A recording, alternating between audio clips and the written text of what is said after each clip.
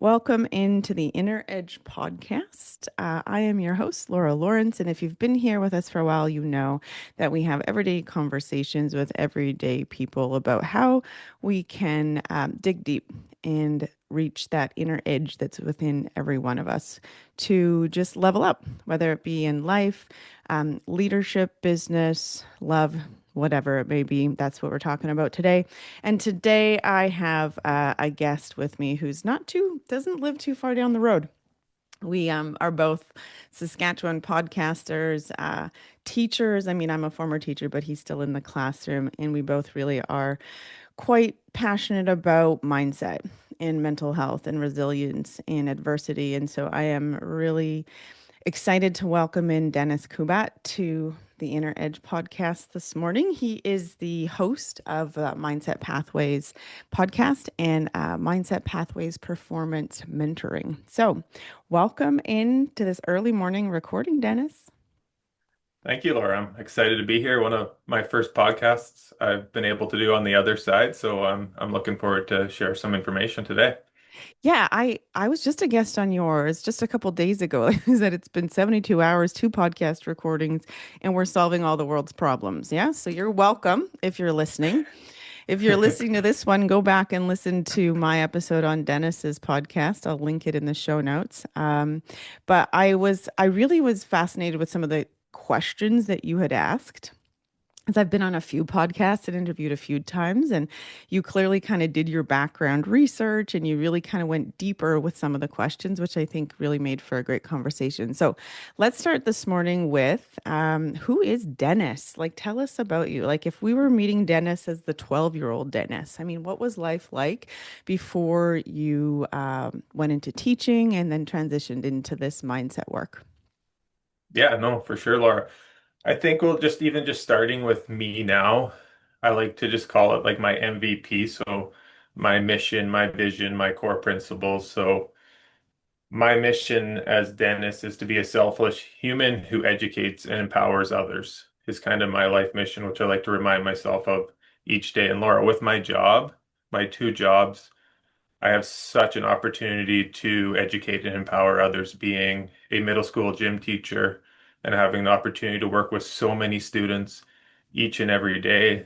I have that ability to educate and empower. And then now, over the last year and a half, just being able to work in the mental performance side, I get to meet with athletes one-on-one. I get to meet with teams, businesses, and educate and empower so many people that way. And obviously, I'm a father to two incredible kids and a husband to an incredible wife. So that is me now. 12-year-old me was an athlete who loved every sport, night and day, was thinking about sports. And from there, had the opportunity to go to college and pursue my education while continuing to play my hockey down in Minnesota, Duluth. So that was an experience that kind of grounded me, gave me the opportunity. I didn't know anyone going there, so it allowed me the opportunity to kind of get out of my comfort zone. I wasn't the most outgoing kid at all times, but Mm. it gave me the opportunity to get out of my shell and kind of experience a new part of the world and something that I cherished, that I loved.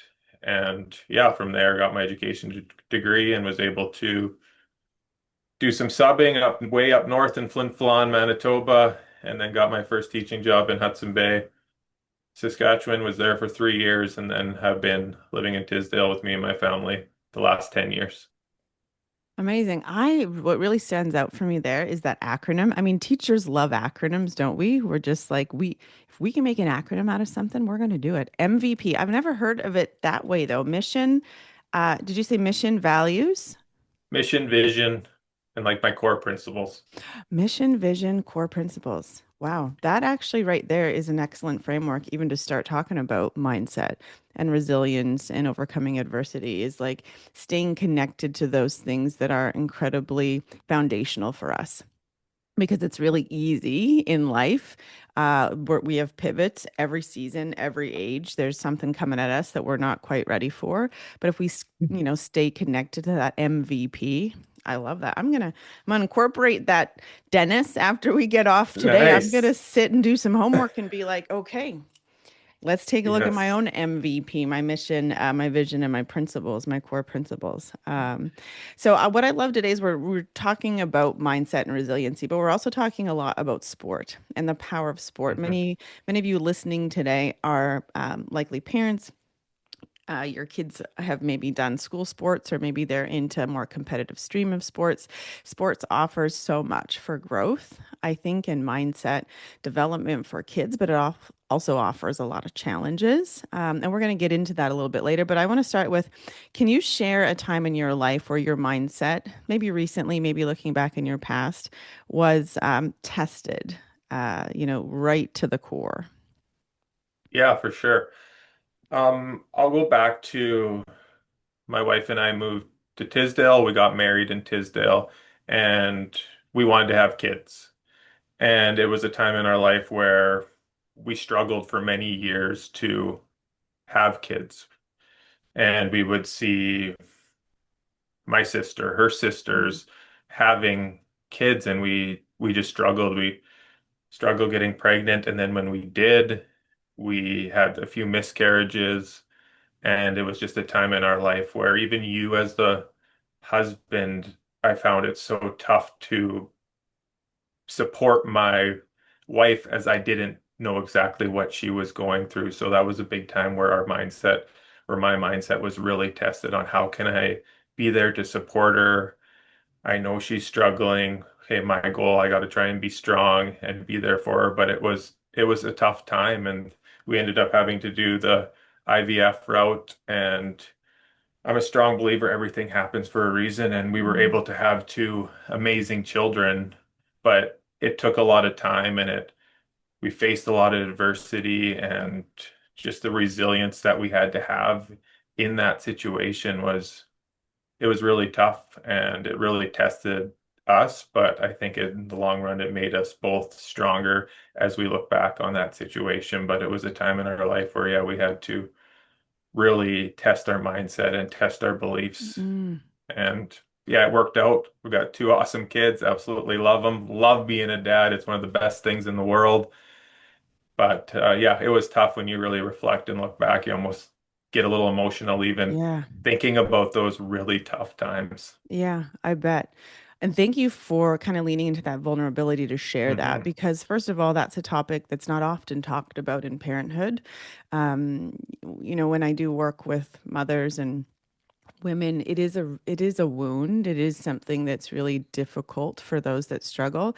But to hear the perspective of a male who's supporting his wife in that struggle and in that journey is, I think, something we really don't hear a lot about. So I'm certain when people pop onto this podcast and they're listening to this, they weren't expecting to hear that immediately, Yes. which, first of all, makes it you very relatable, and also, opens up that kind of bridge of trust when we're having conversations about vulnerability, and that mindset can be tested in so many different avenues of our life. Everything from relationships to work to sport. So the work that you do is very malleable. I would understand, that you can apply that to any curveball, any pivot that comes your way. So happy to hear that it worked out.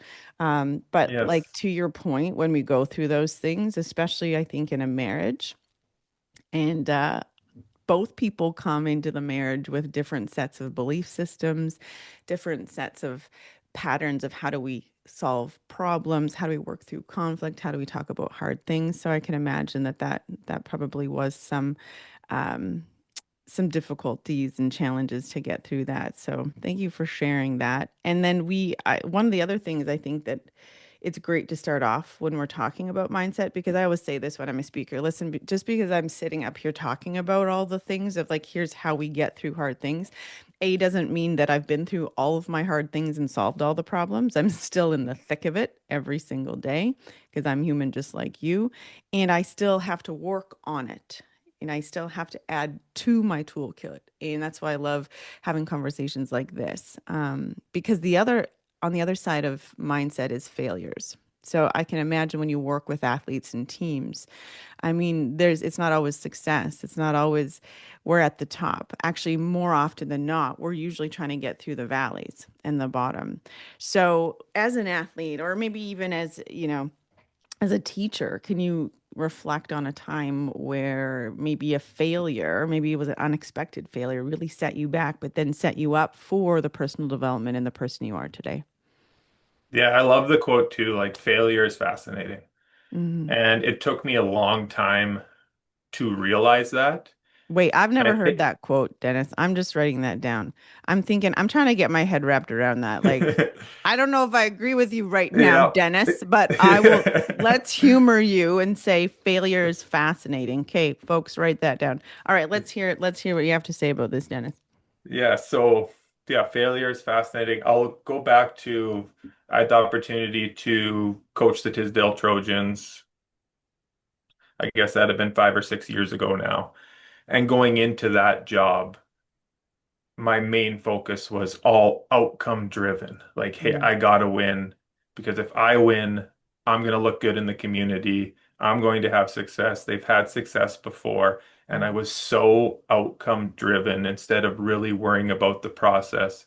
It had such a negative effect on my mindset as I would carry the losses home to back with my family and maybe not be the best husband at that time and not be present because all my focus was on how can we win? mhm, How can we win? Because winning society thinks is the most important thing or one of the most mm, important things. So I really struggled with that time. And then I had coached for 3 years and was just had enough. Like I was not doing my routines. I wasn't in the best of shape anymore. I wasn't mentally in an amazing spot. And I struggled at that time. And so the best thing I ever did was end up not coaching after that for a mhm, few years. And as I reflect back on that, that is where I use that saying, like failure is fascinating. As I look back, that has gave me so many opportunities now to be relatable to my clients and mhm, just to learn from that and realize like that's not the person that I want to be that outcome driven person instead of being that process driven person, being present with my family, being present with my wife, and just wherever I am, just be where my feet are. So that's how I would every situation that you're ever dealt with, when I use that saying, is you got a choice. Like a client will come to me and be like, "Oh, I had a bad game," and sometimes I'll be like, "Good. That's mhm, hey, failure is fascinating. What are we going to learn from this? We got two choices. Number one, we can continue to be like poor me, okay, or we can be like, hey, what can I learn from this? How can I get better? How can I use this to improve my performance?" mhm. And I think if they can take that mindset and that uh, kind of way of thinking, they have so much opportunity to continue to grow as a person. And yeah, it's tough when you like, yeah, like you said, Laura, when you say it, it's like, what the heck are you talking about, Yeah. Dennis? But when you really dig it down and we can build that resilience and build that adversity into these clients, I think that is so big because we know you're going to fail a lot in your life. There's Mhm. going to be adversity that hits you, and it's just how you deal with it. And that's where you can really build that resilience.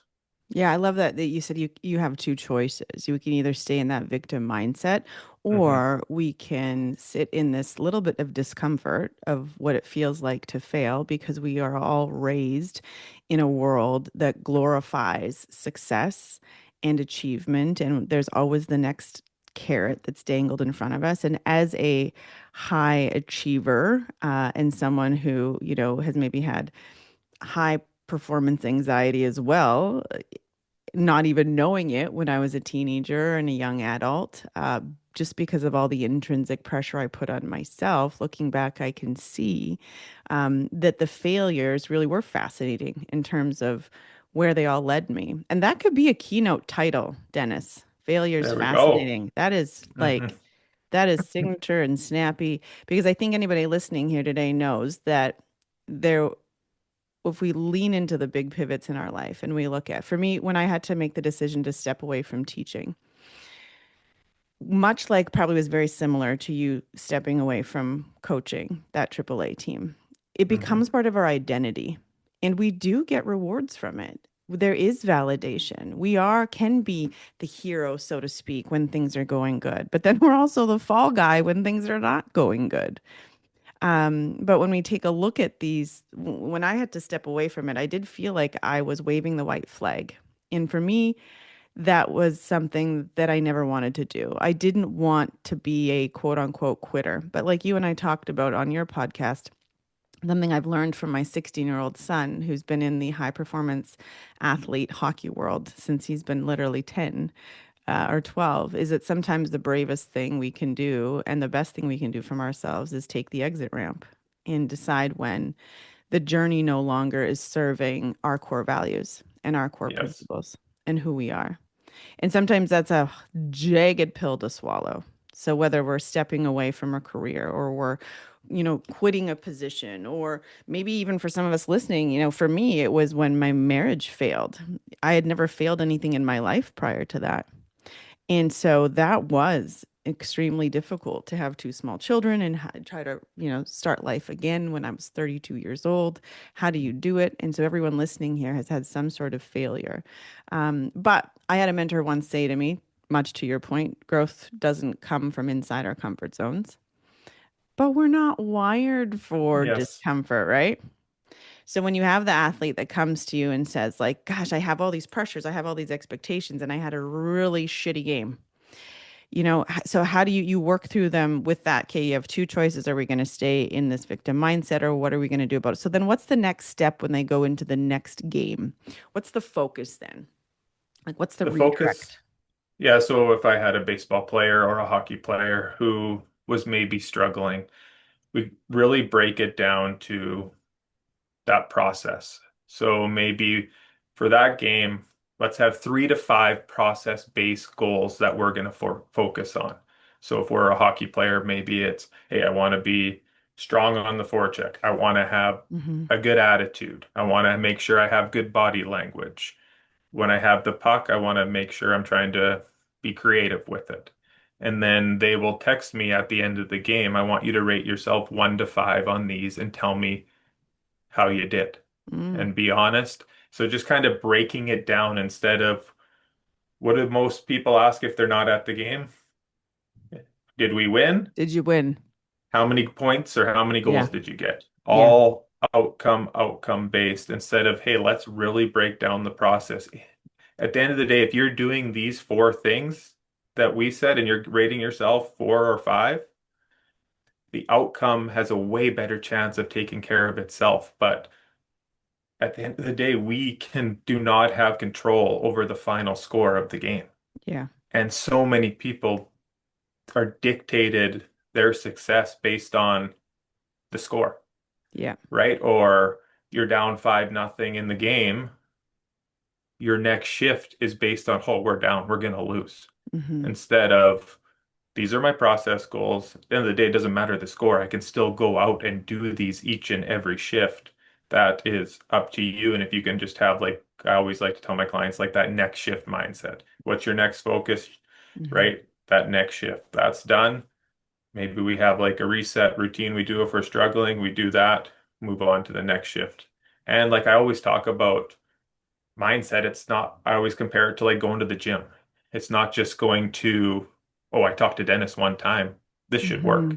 It's like you got to continue to do it each and every day. Like, just like if you're going to the gym, it's not like you're going to be lifting heavy weight after 1 or 2 times. Yeah. It just takes time. And it's the same thing where I find lots of athletes, the one area where maybe sometimes they don't get into as much is that mental side and that mental performance side. And you find lots of times that's the one area where they need, like, they all have their skills coaches. They all have, some have their trainers, their nutritionists, all that. But sometimes the key ingredient missing is just that mindset piece to Yeah. separate them. And I find we're getting better in society, I think, of reaching out more, but I still think there's a long way to go when it comes to that area. So for me, having the ability to work with some of these clients has been an unbelievable experience over the last year and a half, and I I've bet. grown as much as they have from them. I bet. And what is it? Isn't it with performance? I'm sure I saw the stat somewhere. It's 90% mindset, 10% skill, you know? Yes. And I think this is so applicable. This whole hockey analogy, the next shift, the end of the score, what's happening in the game, it's very applicable to life. Like, let's Hmm. zoom out. The next shift, our next season in life, the next quarter in your business, whatever it may be, to reset, recalibrate. What's the next shift? What's the goal? I will say this though. Here's the challenge. And if I was a parent and you were working with with my 16-year-old who was in the elite, you know, pursuit of AAA, WHL, we tell the kids this, but yet they are in a world where it is very outcome based. Scout's Yes. there, he's watching one shift. If he missed your good shift, sucks to be you, right? I was even talking to his my son's former manager, and he's moved up now into AAA. And he said, I really want to build a team where it's not just based off of the internet stats. Because my kid is one of those bubble kids where if you look at the stats, average 1.5 points a game, yeah, that's pretty average, doesn't stand out. But if you actually get to know him and see how he plays and looks at his leadership skills and look how hard he works off the ice and what he'd do to, but unfortunately, and you and I both know, you know, those skills and those things don't always add up to that outcome of where you want to land in Yeah. this hockey world. And then, so how do we talk to our kids about that, right? There's so many nuances and factors outside of what they can control that greatly impact what happens to them. Laura, like that's exactly where I struggled as a coach when I was coaching U18 AAA. It'd be like, this guy's got this many points. Oh, we got to go after them. Mm, Instead of what kind of character, what kind of person yeah. are they? I was way more concerned about Hmm. the player, like you said, going on those internet stats and looking instead of, what kind of leader is this person? Yeah. What kind of attitude does he have? What kind of effort does he have? Like, what are his character? What are his core values? And what kind of person is he? Instead of, I was just so focused on that other part. Yeah. And that goes back to just that reflection piece on how much I have learned from that. And I think, yeah, like you said, it's such a tough business and there's so much Such just a grind. pressure on these kids, so much Yep. of a grind. And the I think, burnout the hmm burnout that these kids are experiencing. I just had the opportunity to listen to speak alongside Sheldon Kennedy this hmm weekend, and him and I had some really great kind of little heart to hearts off the side. um and it was fascinating for him to say, like, my kids in hockey, I don't even know if I want them to stay, because he knows the inside, he knows the grind. One of the things that really stood out to my son when we were listening to him talk is when he said, like, he would mentor and work with NHL players and they'd be in the throes of addiction. Because what happens when we can't control what's happening in our world? Often we look to control other things or we spiral out of control in other ways. And let's talk about the ugly side of elite sport and also pressures in life, not just sport, is the development of addiction. And hmm really falling into, which no parent wants for their yeah, child. No parent wants hmm that. Nobody wants that for their spouse. Nobody wants that for themselves. But it really is that side. And he said, he would be working with these NHL players and they would be getting themselves out of addiction. And he's like, well, just think about what you love about the game. And they'd say to him, I haven't loved the game since I was 15. hmm And my son looked at me and he said, you see? yes. And I'm always big on asking them, like, who are you becoming Mhm. because of the chase? Like, are you becoming somebody that you're happy about, or are Mhm. you like really struggling? Because we get so, our identity is defined by our performance and by our results, and we become known as Dennis, the hockey player, not Yes. Dennis, the person of who I am. So I love to do this one thing, Laura, with my clients. So I will say if they are a hockey player, so what does society view a good hockey player, right? Goals. Hmm. assists, championships, wins. Hero. Hero, yeah. Instagram follows, social Hmm. media follows, how many you have, society views that, or what level of hockey you're playing at your age. Society views all that as defined if you have a good performance. And then we'll break it down into what's important to you. And then lots of times they will say, like, family, Hmm. friends, being a good leader, being a role model, getting good grades in school. So then we'll compare the two lists and I'll be like, what are there in common with these two lists? And they're like, nothing. We're like, Right. yeah, that's our point. We get so defined by what society thinks of us, but what's really important to us is, yeah, our friends, our family, being a good person. Hmm. And we almost have, it's a little aha moment of like, hey, you're not just so and so the hockey player. No, you are a person. And it really shows like what's really truly important to them. As I'm a huge believer when I'm working with my clients is number one, I got to meet them where they're at, Hmm. and number two, really develop the character, really develop the person first before the player. Like I'll never ask them like, hey, did you win today? How many goals did you get? Those things like, hey, how was the body language today? Right? How was I your love self-talk? that question. I Like, don't think let's I've work ever, on that. I don't think I've ever heard a coach say that. I mean, like, how's your body language? That's really, yeah, that's pretty profound because the body language also that leads into leadership, that leads into attitude, mindset, resilience, and that kind of stuff. You can coach that, but there's also a lot of innateness there, right? And going back to those skills that kids either have or they really, really have to work hard on developing the Yes. leadership, the how do you, what happens when something like yesterday, this weekend, we were at the Mental Health Classic. I speak there every year. It's a phenomenal Saskatchewan 3-on-3 tournament just really focused on mental health for kids ages 7 to 17. And at the end of the tournament, I'm leaving, and this kid has a broken stick, and those sticks are like $500. I know I've paid for Yeah. many of them. And I said to him, "Oh, buddy, what happened?" And his dad said, "Why don't you tell her what happened?" And because I had just finished speaking to these kids, right? And he's like, "Well, we lost in overtime." Okay, so how did you break the stick? And he's like, I broke it over the net. Hmm. Okay. So let's talk about that. Yeah. I So, think it's just like the quote of like just even being unaffected by failure is yeah. one of the biggest competitive advantages we can have in sports. Ooh, So I that's even always tell my clients, if I love going to Tim's, getting a coffee, so I'm getting a coffee, I'm coming to the game with my kid. We don't show up till 10 minutes left in the second period. I'm not looking at the score. I'm watching you on the ice. Can I tell what kind of game you are having mm, by just watching you? Are right. you letting the failure of the score affect your performance? Or maybe you made a couple mistakes the shift before.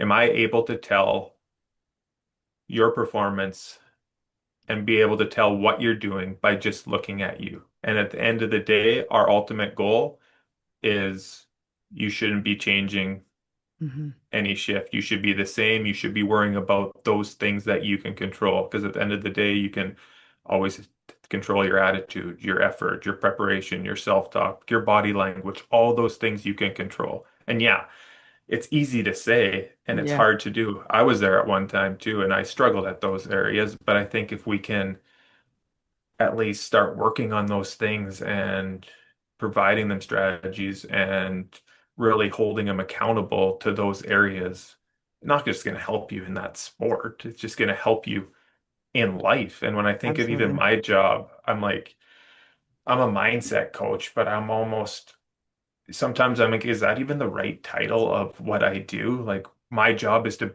make you a better human.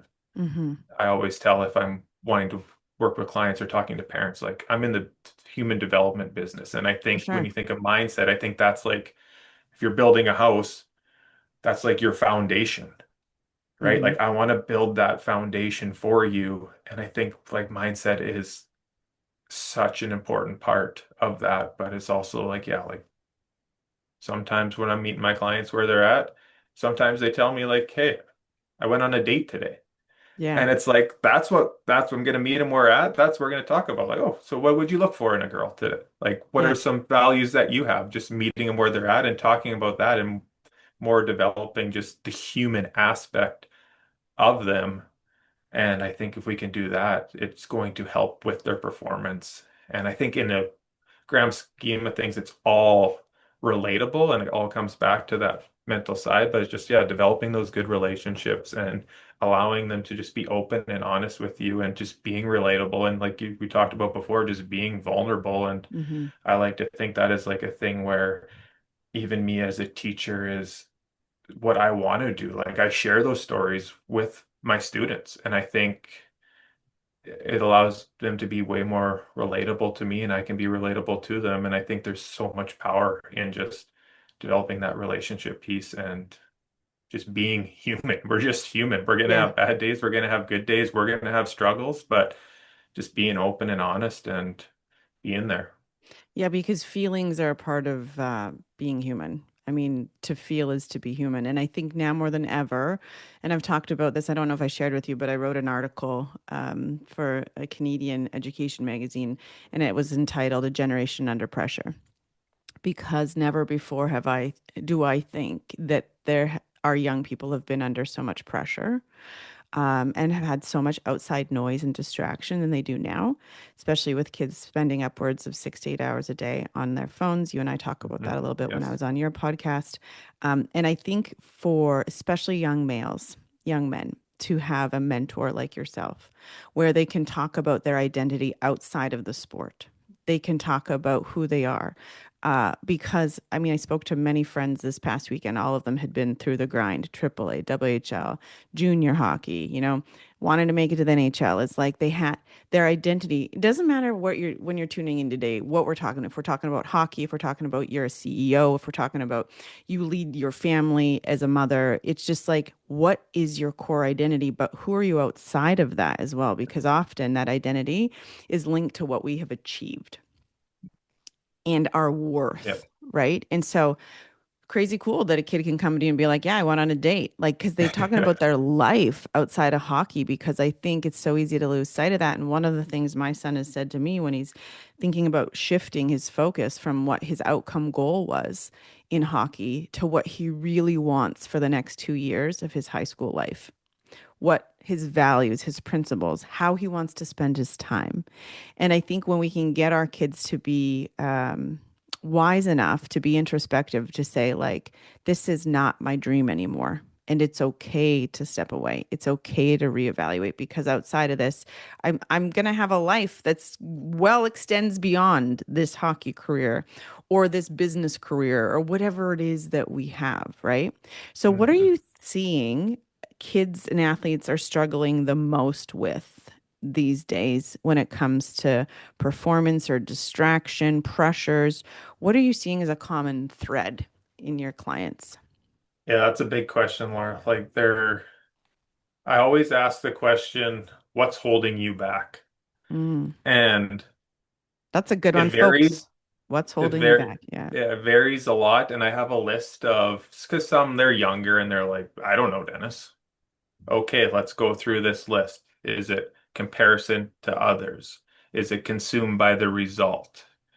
Is it being judged? Is it pressure from parents? Is it lack of confidence? And I find, yeah, like athletes, they're different. There's a lot like something might be holding one person back that's not the Mm, other, but it's a great question to just dive more into that. And I think it all comes back to just really focusing on like controlling what you can control. Yes, Laura, way easier said than done.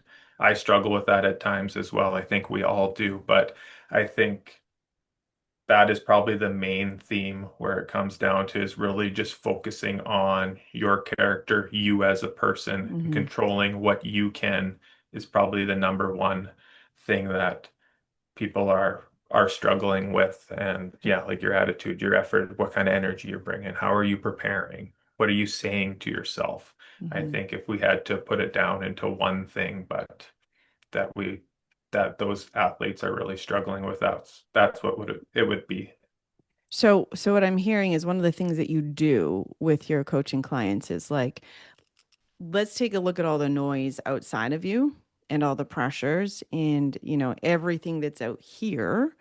And let's kind of tune that out and see, right, what matters most to you, what you Hmm. can control, and maybe what part of those distractions outside influences you the most, is really affecting you the most.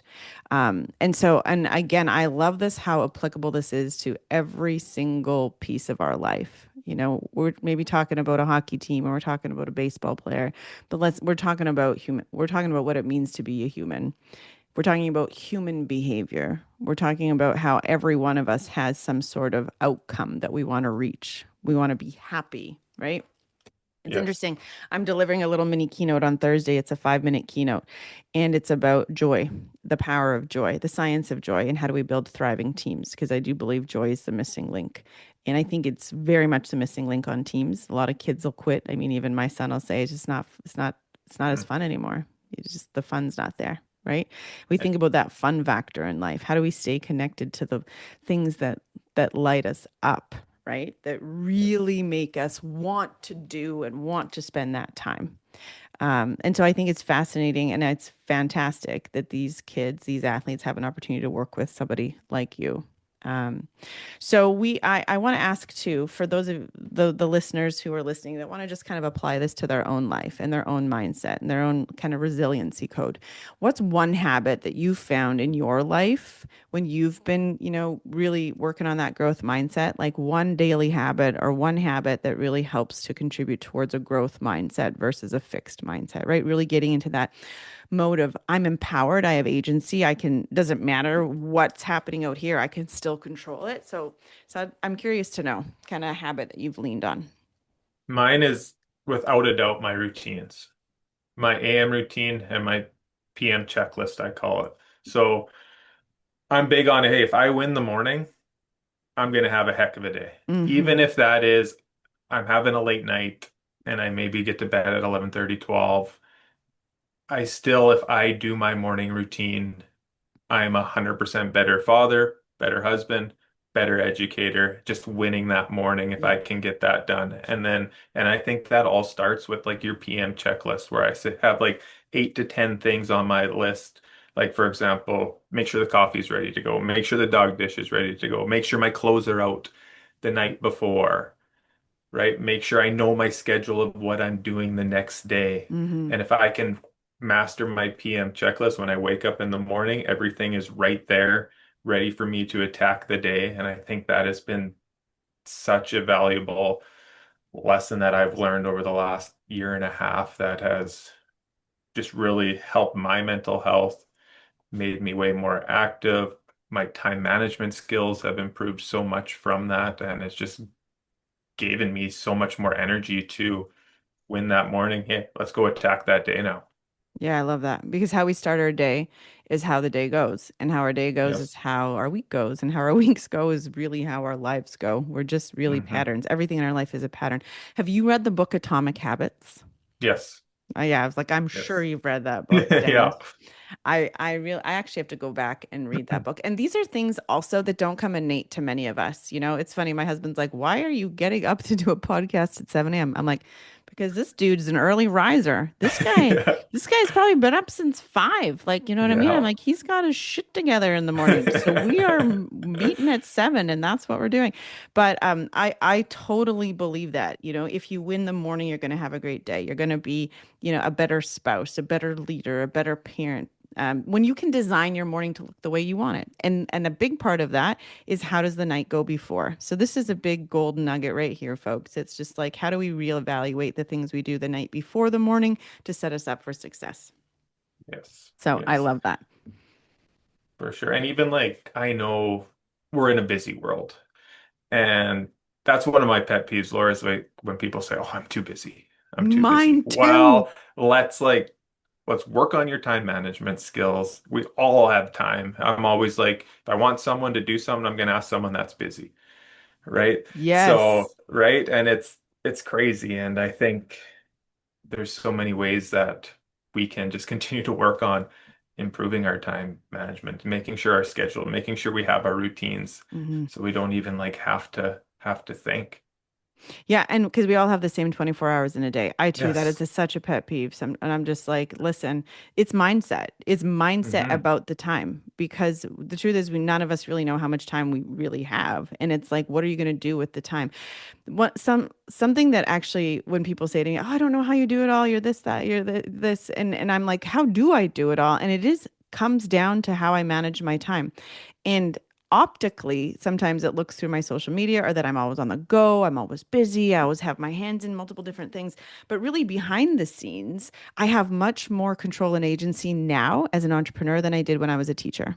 When I was working a 9 to 5 job and I had my weekends off or my summers off or whatever people think teachers do, like frolic around in the summer and just, have no worries, which is couldn't be further from the truth.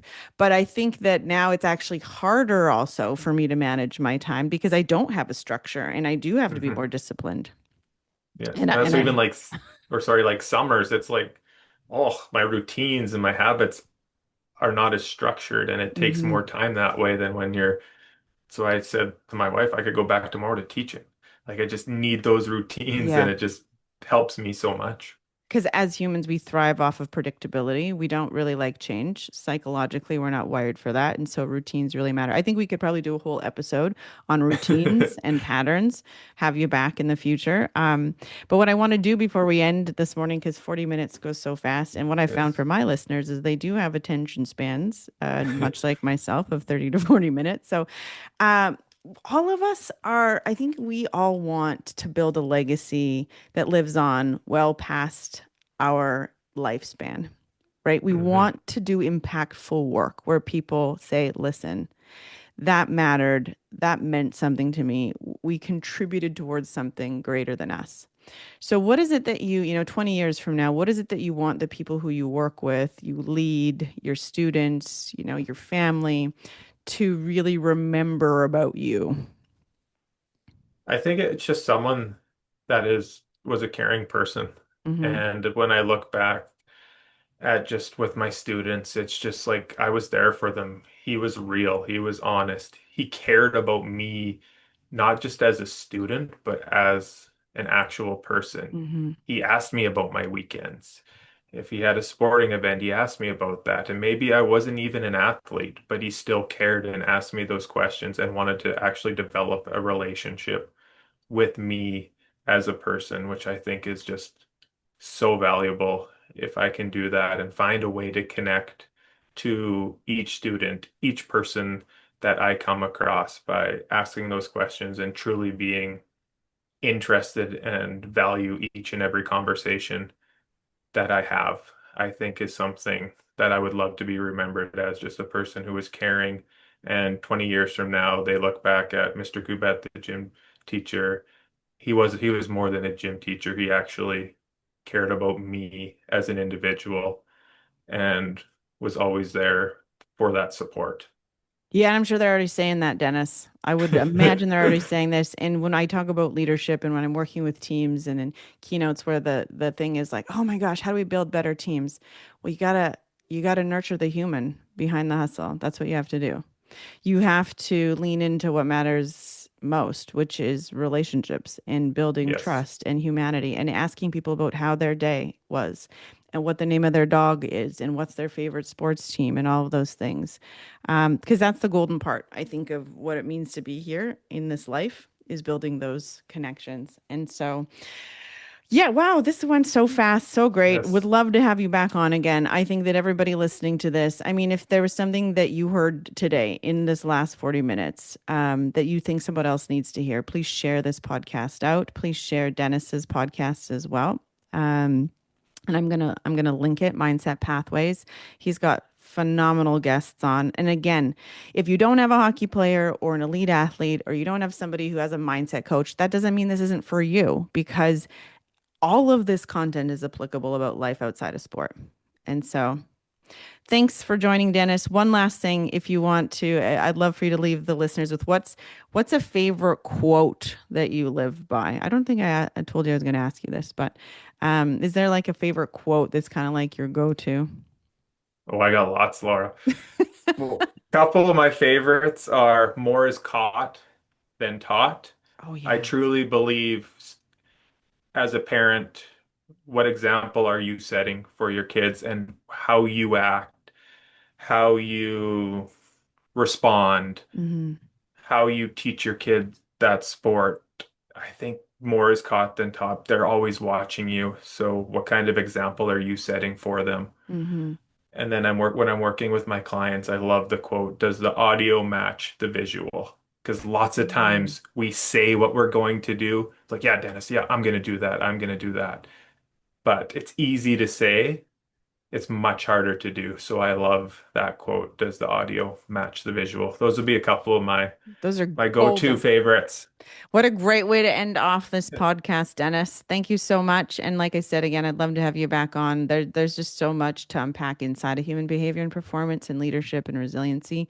And I just think, yeah, when you can have these kinds of conversations, it really helps us lean into our own inner edge. So thank you for joining me.